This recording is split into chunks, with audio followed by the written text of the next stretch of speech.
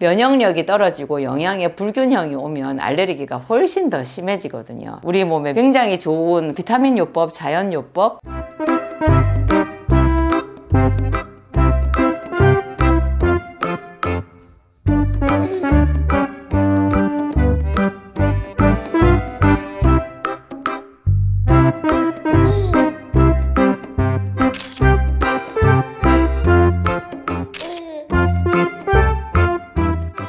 안녕하세요, 진약사입니다. 제가 카메라 앞에만 서면 앉으면 여러분들을 생각해서 그런지 제일 제가 행복한 얼굴이 되는 것 같아요. 좋은 일이죠.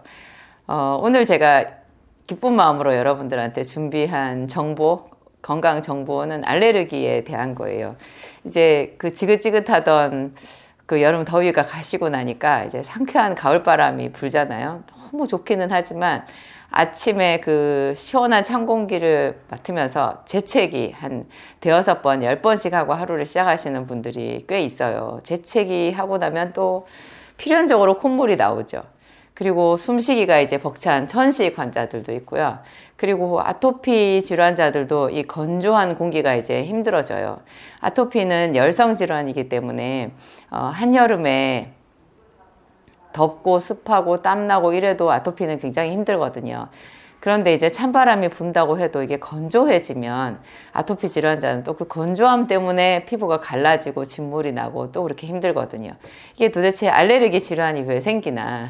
알레르기 질환이 병원에서 쓰는 약은 공교롭게도 피부 알러지 그 아토피 질환이나 아니면 비염이나 거의 약이 비슷해요. 큰 줄기로는 일단 면역 억제제인 스테로이드가 가장 강력하고요. 그 다음에 부수적으로 이제 증상을 경감시키기 위해 가지고 가려움증이나 그 재채기 자체 있잖아요. 이런 거를 좀 경감시키는 약이 항히스타민제를 쓰거든요. 일반인들이 생각했을 때는 피부 질환하고 재채기, 콧물, 비염은 완전히 다른데 어떻게 약이 비슷하냐, 그런 것들이 한두 가지가 아니에요.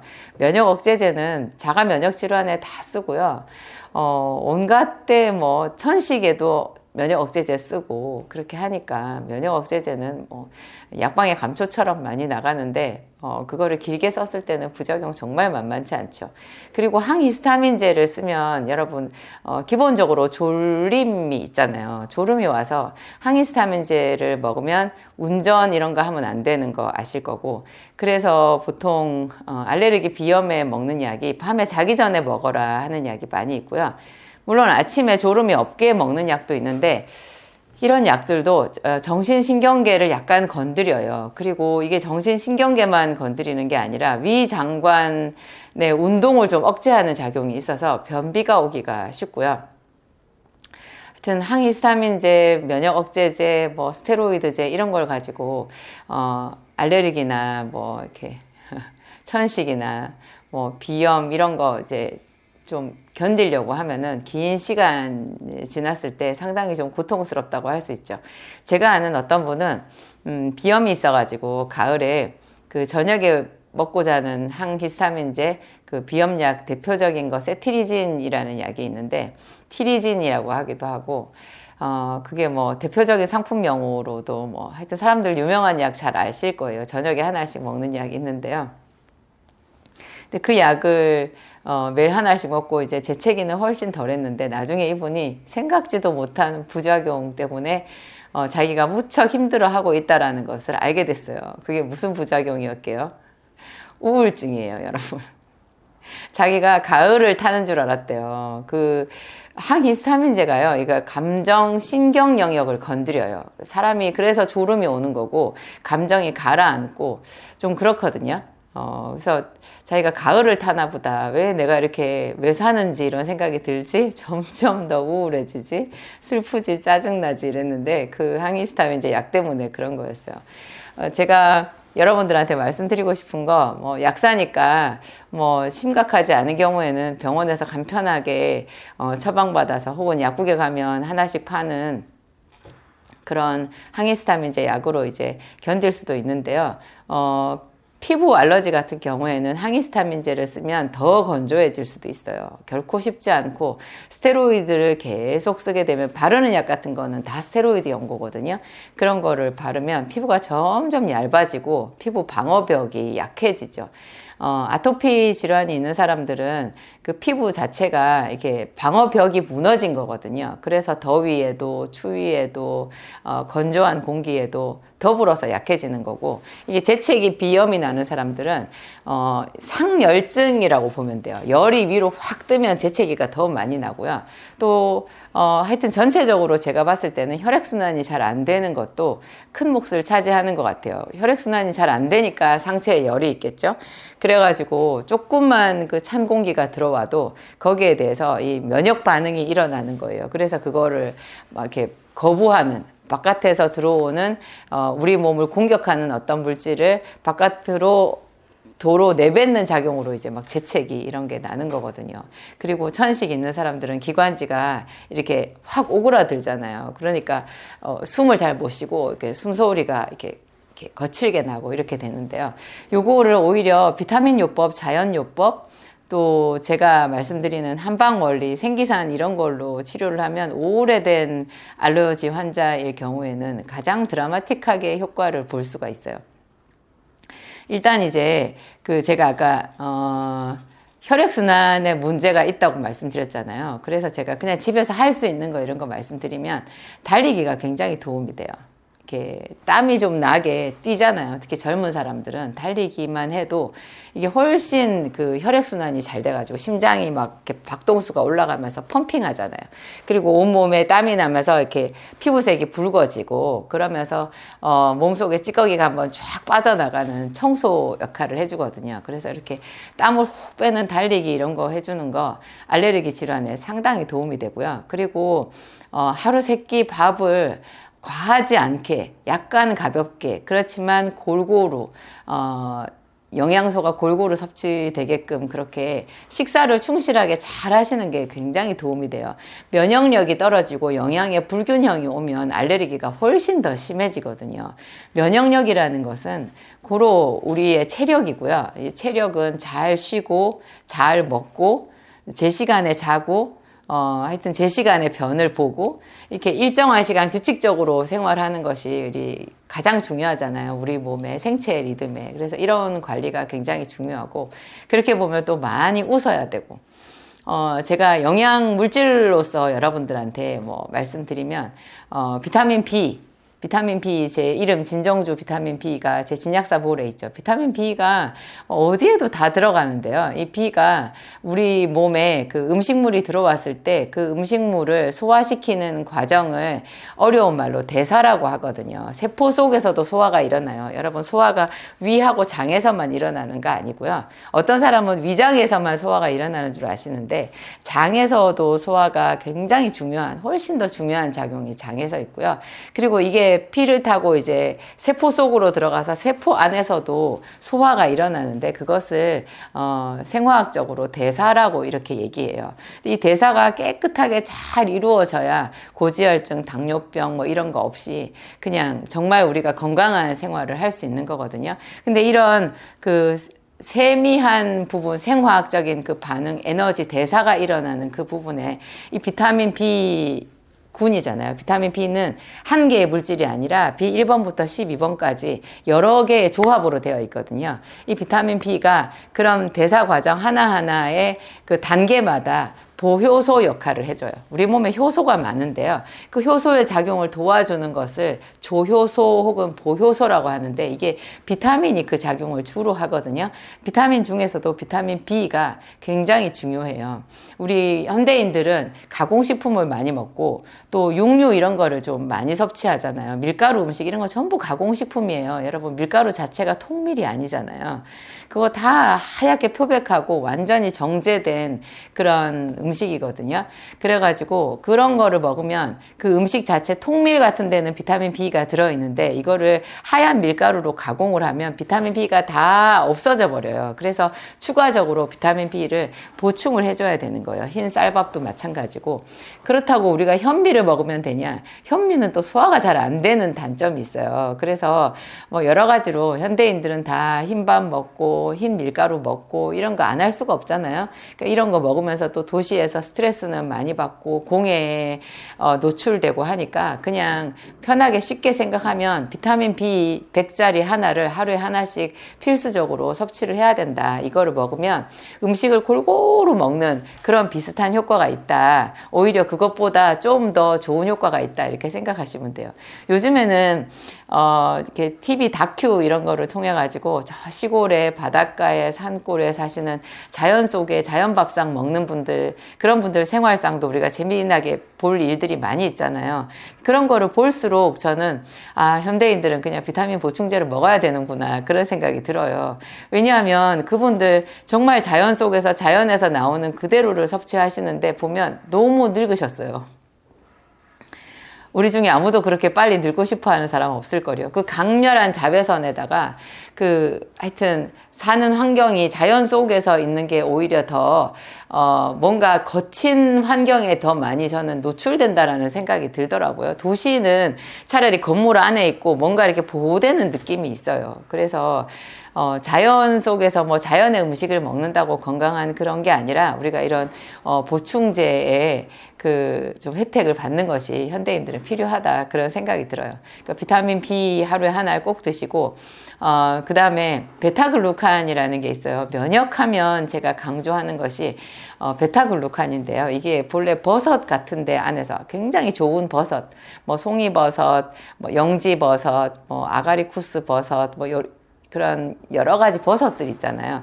그 버섯이 이제 한때 요즘에도 마찬가지인가 뭐 항암식품, 건강을 회복하는 그런 자연의 보고다 뭐 그런 이야기 많이 하는데 그 원인 물질이 베타글루칸이라고 하는 특이한 섬유질이에요. 베타글루칸은 베타글루칸이잖아요. 이름을 분석해 보면 그 뜻이 다 나와요. 베타는 화학적인 결합을 얘기하는 거예요. 여러분 제가 요 앞번에 고지혈증 극복하는 그 자연요법 얘기를 하면서 탄수화물이나 지방이나 당이나 과당, 포도당 하는 게 있잖아요. 이게 전부 다 기초 원소가 똑같다라는 말씀을 드렸을 거예요. 어떻게 기름하고 곡물이 같아요? 과일이 같아요? 근데 같아요. 그거를 따지고 들어가 보면 전부 탄소, 수소, 산소로 이루어져 있어요. 그래서 그걸 우리가 다 기름도 그렇고 밥도 그렇고 과일도 그렇고 우리가 먹고 완전하게 우리 몸에서 대사가 되면 찌꺼기로 나가는 것이 물과 이산화탄소거든요. 물과 이산화탄소. 거기에다가 이제 한 가지 더 질소가 들어가게 되면 그게 단백질이고 그 질소가 소변으로 나가는 거예요. 그게 요소예요, 여러분. 소변에 그 특이한 물질이 있잖아요. 소변에 그 물질, 그게 이제 요소라는 거예요. 여러분, 그 소변에 요소가 있다라는 얘기 들어보셨죠? 새들은, 조류는 이걸 질소, 단백질 속에 들어있는 이 질소를 사람보다 덜 소화를 시켜요. 그래서 요산으로 배출을 하고요. 그래서 새똥은 되게 독해요. 근데 사람은 요소로 바꿔가지고 소변으로 배출을 하게 되거든요. 하여튼 이런 모든 게 CHO 이런 걸로 이렇게 되어 있는데요. 이 CHO가 그 결합을 어떻게 하느냐에 따라서 이것이 그냥 입에 넣자마자 바로 우리 입에 단 그 포도당이나 과당이나 이런 게 되기도 하고 그게 여러 개 모이면 많이 모이면 그게 이제 탄수화물 같은 게 되는 거예요. 탄수화물이 우리가 잘 아는 밥이나 밀가루 같은 거잖아요. 근데 이 탄수화물보다 좀 더 복잡한 결합을 하게 되면 그걸 섬유질이라고 하는데요. 이 섬유질에 거의 속하는 물질 중에 베타글루칸이라는 게 있어요. 그것은 이 CHO 이것들이요. 알파 결합이 아니라 베타 결합을 했다는 뜻이에요. 알파 결합을 하면 사람의 몸에 알파 결합을 끊는 효소가 있거든요. 그래서 그거를 잘게 끊어서 우리가 밥이나 밀가루나 이런 걸 먹으면 그걸 다 소화를 시켜서 에너지원으로 쓰게 되는데요. 이게 똑같이 CHO로 이루어져 있지만 베타 결합은 사람의 몸에 그것을 분해시키는 효소가 없어요. 그래서 그거를 이제 베타 결합이라고 하게 되는데 이게 베타글루칸은 글루가 당이거든요. 그러니까 당이 포도당이나 과당 이런 당이 베타 결합을 한 그런 복합 당 물질인 거예요. 이게 그런 물질인데 이게 그러니까 분자량이 좀 크겠죠. 근데 실제로 자연 상태에 존재하는 버섯이나 뭐 곡류의 껍질, 우리가 지금은 다 정제를 해버려서 날려버리는 곡류의 껍질 이런 것에 이제 베타글루칸이 많이 들어있다 하는데 이게 몸에 좋기는 하지만 단점이요, 분자량이 너무 커서 아예 흡수 자체가 안 되는 수 있어요. 결합을 끊을 수는 없지만 그래도 어느 정도 그 사이즈가 있잖아요. 그 상태에서 흡수가 돼야 되는데 이게 아예 덩어리 자체가 너무 커서 흡수가 안 되고 섬유질처럼 그냥 다 장으로 배출되어 버리는 게 많거든요. 그런데 사람들이 베타글루칸을 이렇게 배양을 해가지고 효모 배양이나 세균 배양을 해서 대량으로 만들 수 있는 기술이 생겼거든요. 옛날에 이걸 못 만들었을 때는 천연 상태에서 추출을 해야 되기 때문에 베타글루칸이 한 달분에 100만 원, 200만 원 뭐 이렇게 했대요. 근데 제가 한 8년 전인가 그때 이 베타글루칸을 처음 접하게 됐을 때는 한 달분에 한 10만 원 정도 했었거든요. 지금 제 진약사몰에 그거보다 훨씬 더 저렴한 가격으로 지금 효모 베타글루칸, 세균 배양 베타글루칸, 뭐 또 분말로 되어 있는 베타글루칸 이런 거 제가 몇 가지를 올려놓았는데요. 이 베타글루칸은 사이즈가 베타글루칸이지만 그렇게 크지 않아서 우리 몸에 흡수가 잘 되게끔 되어 있어요. 이 베타글루칸이 우리 몸에 들어와서 우리 몸 속에 있는 본래 우리 몸에 존재하는 그 면역 물질, 면역 세포들이 있어요. 그 중에 제일 대표적으로 제가 NK셀을 얘기를 했는데요. 내추럴 킬러 셀이라고 해요. 이런 그 내추럴 킬러 셀뿐만 아니라 다른 이제 또 부수적인 그런 면역 세포들도 많이 있는데 이런 기존에 있는 면역 세포를 활성화시키는 기특한 작용을 해요. 그래서 베타글루칸만 하루에 한 2알 캡슐로 된 게 이제 제가 세균 배양인데요. 세균 배양이 효모 배양보다도 좀 더 베타글루칸으로서 활성이 높아요. 그래서 제가 캡슐로 되어 있는 베타글루칸을 많이 권하는데 알레르기가 심한 분들은 이것만 하루에 2알씩 꾸준히 먹잖아요. 한 3, 4개월 이렇게 먹으면 훨씬 덜해요. 한 달만 먹어도 이 알레르기 질환이 훨씬 덜할 거요. 여러분 지르텍이라고 하죠. 세티리진, 아까 제가 말씀드린 하루 한 알 먹는 그 항알러지 약 대표적인 상품명이 지르텍이라는 건데 이 지르텍 안 먹고 못 사시는 분들 있죠. 이게 베타글루칸을 계속 먹으면 지르텍 먹는 횟수가 점점 줄어들고 나중에 지르텍 먹는 거 잊어버릴 정도로 그냥 원활하게 생활을 하실 수가 있어요. 좀 하루에 한 번씩 띄워주는 거 굉장히 좋고 골고루 음식을 먹는 거, 규칙적인 뭐 식생활 습관, 수면 습관, 운동 습관 이런 거에다가 비타민 B를 드시면서 베타글루칸을 추가해서 먹어보면 이 알레르기 질환을 거의 많이 회복할 수 있다. 근데 이제 저희 약국에 오시는 분들 중에는 어마어마하게 심한 아토피 질환자들이 있어요. 그리고 비염도 이게 같은 비염인가 싶을 정도로 정말 아주 힘든 그런 분들 계시거든요. 그것만 있는 게 아니라 뭐 당뇨도 있고 여러 가지 다른 질환이 막 겹쳐서 있는 그런 분들이 있는데요. 그런 분들은 제가 만든 약 생기산을 써야 돼요. 생기산은 굉장히 좋은 혈액순환제거든요. 그리고 염증 치료제고 알레르기라고 하는 것도요. 고로 여러분 깊이 들어가 보면 그게 몸의 염증이에요. 면역 반응이 몸에서 일어나는 게 염증이거든요. 여러분 어떤 피부에 뭐가 이렇게 벌레가 물거나 이게 뭐 잘못되면은 이렇게 종기가 생기거나 그러면 뚱뚱 붓잖아요. 이게 염증인데요. 이 염증이라는 것 자체는 사실 면역 반응이에요. 굉장히 좋은 거예요. 근데 이 염증이 바로바로 해소가 되어야 되는데 이 몸에서 해소가 되지 않고 항상 새로운 염증이 생겨서 늘 우리 몸에 일정한 상태의 염증, 일정한 수준의 염증이 항상 있는 것을 만성염증이라고 하거든요. 만성 알레르기도 만성염증의 대표적인 한 예예요. 이런 것을 없애려고 하면 정말로 염증 치료를 해야 되는데요. 제가 아까 비타민 B랑 베타글루칸 말씀드렸는데 한 가지 더 이런 염증과 직접 관련이 있는 보충제가요. 프로바이오틱스예요. 유산균이라는 거 아시죠? 제 진약사몰에 들어가 보면 락토케어라고 있는데요. 이게 왜 뜬금없이 염증이랑 유산균이랑 관련이 있냐. 우리 몸에서 이런 염증이 잘 생기는 사람들, 알레르기가 잘 생기는 사람들, 그분들에 대해서 잘 연구를 해보면 대부분이 장이 안 좋아요. 사람들은 자기가 위장에서 음식이 잘 내려가고 그냥 잘 먹고 뭐 화장실 자주 잘 가고 이러면 소화 잘 된다고 아시는데요. 자세히 보면 장이 안 좋은 분들이 그렇게 많아요. 화장실은 가는데 제대로 된 좋은 형태의 변을 보지 못하고 조금만 음식 이상한 거 먹어도 다 풀어지는 변에 하루에 뭐 2번씩 3번씩 화장실 들락거리고 그러면서도 자기는 숙변은 없다 이렇게 말씀하시는 분들이 있는데요. 그거 완전히 오해거든요. 그 변을 너무 자주 보고 풀어지는 변을 보시는 분들이 장 속에 정말로 숙변이 많아요. 이런 사람들을 장누수증후군이라는 말을 써요. 장이 이렇게 제대로 소화가 되지 않아서 그 속에 장 속에 부패균들이 만든 그런 부산물들, 그래서 방귀를 끼거나 그런 사람들이 화장실 사용하고 나오면 다음 사람이 못 들어갈 정도로 그 안에 이렇게 지독한 냄새가 나는 분들이 있잖아요. 그게 장누수증후군이에요. 그런 게 있는 사람들은 장 속에 항상 그 안 좋은 독소들이 꽉 차 있거든요. 그래가지고 그게 장에만 고여 있는 게 아니라 그게 혈액으로, 혈관을 통해서 혈액으로 빠져나가요. 그래서 온몸 전신을 돌면서 독성 물질을 흩어놓고 다니는 거예요. 그래서 늘 그분의 면역세포는 지쳐 있어요. 그런 것들, 그 독성 물질을 처리하느라고 간도 지치고 면역세포들도 지쳐 있다라는 거죠. 그래서 알레르기 질환을 근본적으로 치료할 때 간에 좋은 약을 쓰고 장에 좋은 락토케어 같은 그런 프로바이오틱스 제품을 쓰게 되는 거예요.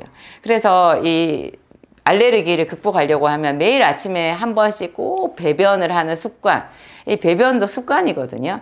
내가 화장실 안 가려고 하면 안 가는데 늘 가서 앉아서 같은 시간에 배를 마사지 하면서 변을 보려고 노력하면 이게 일단 배출이 되잖아요. 이런 것도 굉장히 좋은 우리 몸의 순환을 개선시키는 습관인 것 같아요. 하여튼 락토케어 같이 유산균, 프로바이오틱스 이런 거를 먹는 것도 몸의 만성염증, 알레르기를 극복하는 굉장히 좋은 방법이다. 그걸 제가 말씀드리고요. 이런 것으로 되지 않을 만큼 심각한 사람들은 생기산 같이 좀 특별한 혈액순환제, 염증 치료제 이런 거를 쓰게 되면 그 드라마틱한 효과가 있더라고요.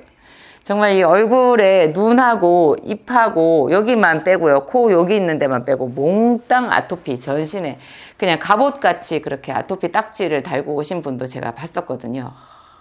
볼 수가 없어요. 너무너무 마음이 아파요. 근데 그런 분들도 제가 말씀드리는 생기산 세트, 생기산 B, C, 마그네슘이랑 뭐 오메가3, 감마리놀렌산 뭐 이런 거 먹잖아요. 그러면 웃을 수 있어요. 정말 웃을 수 있어요. 먼 데서 오신 보람이 있고, 그런데 그 치유 원리를 따져 들어가 보면 그렇게 되더라는 거죠. 이게 혈액순환과 관련이 있고, 그리고 면역세포가 지나치게 많이 지쳐 있고, 활성이 떨어져 있고, 불규칙한 생활로 그분의 몸이 스트레스에 꽉 눌려 있다라는 거예요. 하여튼 뭐 비염은 어떻다, 아토피는 어떻다 이렇게 한마디로 딱 말을 할 수는 없지만 그분의 증상에 따라서 가장 간단한 비타민 B 하나만으로, 베타글루칸 하나만으로 치료가 되는 사람들도 있고 또 더 많이 이렇게 근원적으로 치료를 해야 되시는 분들도 있는데요. 어쨌든 이 알레르기 질환이 우리 몸의 면역이랑 직접 관련이 있고, 그래서 결국은 여러분 몸에 이렇게 규칙적인 습관, 자기의 생체 리듬을 정상으로 만드는 그런 습관이 제일 중요하다. 오늘 제가 그 얘기 드렸습니다.